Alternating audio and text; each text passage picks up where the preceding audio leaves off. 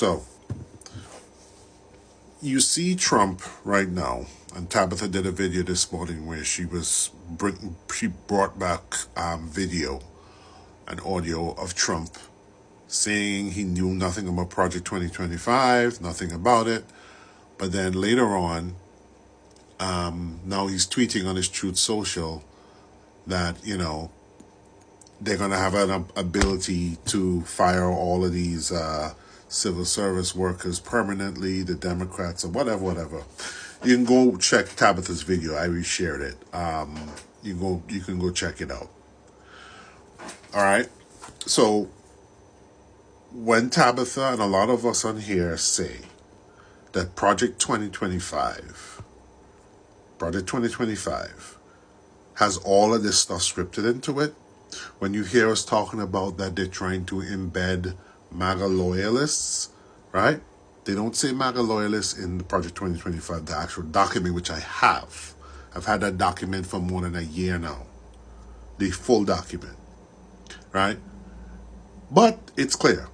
And I'm going to read for you a quick reference. So I fed the document into my AI so the AI can quickly bring up the parts of the document that I'm talking about when it comes to federal workers and embedding, MAGA faithful or Republican loyalists within the government, right? I'm going to read it to you. So, on page 81, Project 2025, the Schedule F, reclassifying career civil servants. Frustrated with these activities by top career executives, the Trump administration issued Executive Order 13957 to make career professionals an exception to the competitive hiring rules and examinations for career positions under new Schedule F. It ordered the director of OPM and agency heads to set procedures to prepare lists of such confidential policy-determining, policy-making, or policy-advocating position. The order was subsequently reversed by President Biden. It should be reinstated. This is the legal mechanism for removing and replacing career civil servants with political loyalists. So page XV, which is part of the introduction, they also said, personnel is policy. Listen to this, assembling an army of loyal conservatives. An army. Personnel is policy, and we need a new generation of Americans to answer the call and come to serve. Our goal is to assemble an army of aligned, vetted, trained, and prepared conservatives to go to work on day one to deconstruct the administrative state. Sounds like Steve Bannon, doesn't it? Sounds like Grover Norquist, doesn't it? Sounds like Russ Vought, doesn't it? But yet, Trump is bragging about this shit.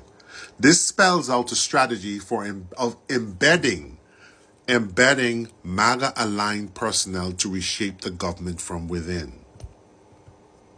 Which means,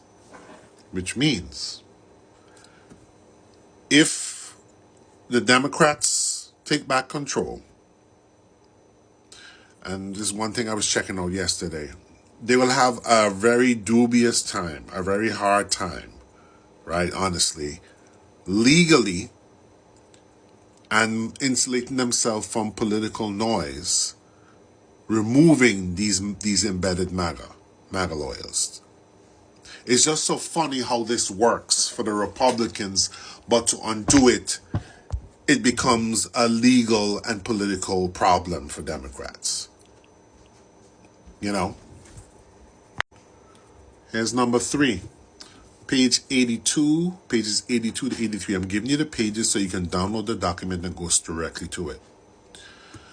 Without this political leadership, the career civil service becomes empowered to lead the executive branch without democratic legitimacy. Trump's, early office of presidential personnel did not generally remove political appointees from the previous administration, but instead relied mostly on prior political appointees and career civil servants to run the government. Such a reliance on holdovers and bureaucrats led to a lack of agency control and the absolute refusal of the acting Attorney General from the Obama administration to obey a direct order from the president. The lesson drawn is that future administrations must fully purge and replace holdovers to avoid resistance. I think the Democrats should do this, but their people, the Democratic Party, is very reticent to do things like that. They're worried about the optics of it, and although Republicans will be rank hypocrites for even complaining or saying a damn thing if the Democrats attempt to do anything similar to what they're doing now, the Democrats are going to wilt under that noise. And that's the sad thing about it. Now, number 4, mandate to fully staff with political appointees. That's on page 3. Here's the key thing. Any new administration would be wise to learn that it will need a full cadre of sound political appointees from the beginning if it expects to direct this enormous federal bureaucracy. This is essentially a call to seed agencies with loyalists so they cannot be stymied by neutral or opposition careerists. My AI says, together these passages confirm that Project 2025's mandate explicitly calls for replacing large swaths of the federal workforce with ideologically vetted conservatives. You all remember that from some of the headlines we've seen. And ensuring they remain in place both to advance a conservative president's will and to prevent a future Democratic administration from exercising control.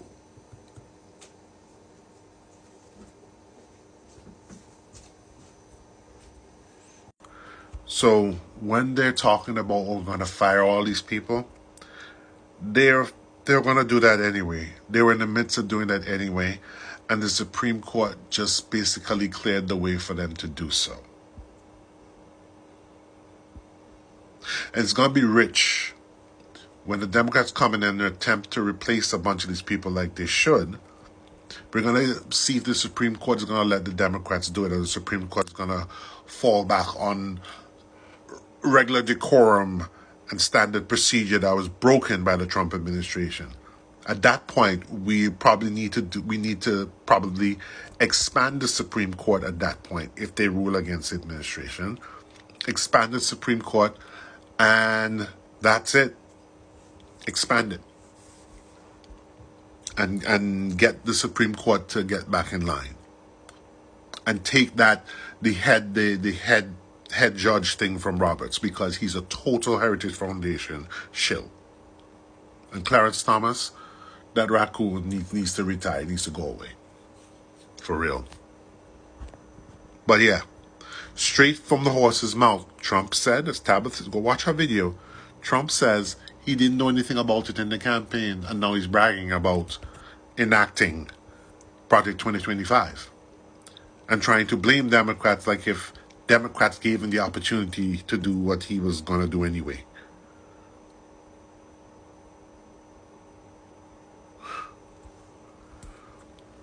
A lot of y'all don't like to read. A lot of y'all can't take the time to read anything, don't want to listen to anything that's longer than a couple seconds. Y'all think y'all, and this is what we get. This is what we get. This shit.